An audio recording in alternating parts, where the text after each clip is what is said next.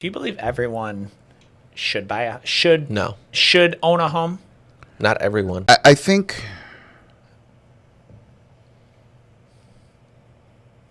Well, I guess if you are financially capable and have the mentality, So we already know not everyone. if you're renting, you have the financial means, because most places are still going to qualify you to get into it. But And I'll disagree. I struggle with this because there's what's called, maintenance on a property.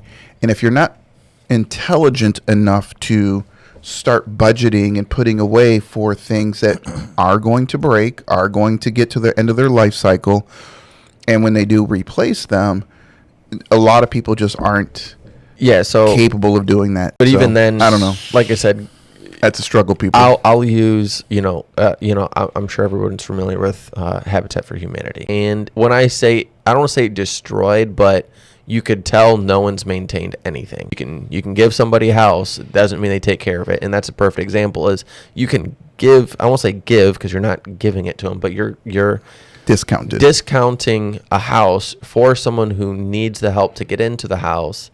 And then within 5 years, the house looks like it's 100 and some years old because it's so just Trash. dirty and trash. Like it asked them, whoever the host was, Yeah. and it was his second time on, and it was apparently it was before the housing crisis, one was after, and he's like, "Do you remember when you asked me if I thought everyone should buy a house?" And I said, "No, it's way too risky," and his reasoning was because the average person is not financially it's too subprime, and there's so my answer is no.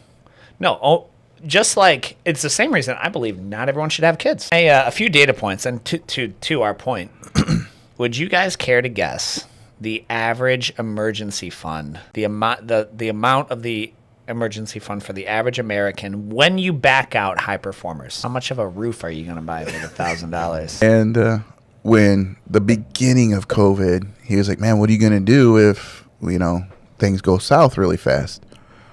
And Jordan will tell you, my philosophy growing up is at a very, very minimum, you should have like a 9-month reserve. And he was like, "Yeah," he's like, "Most people will do fine." And I'm like, "No, Sean, the vast majority of people are living paycheck to paycheck and have no reserves." I think the average American only has like $500 or $1,000, in savings, and they're living paycheck to paycheck.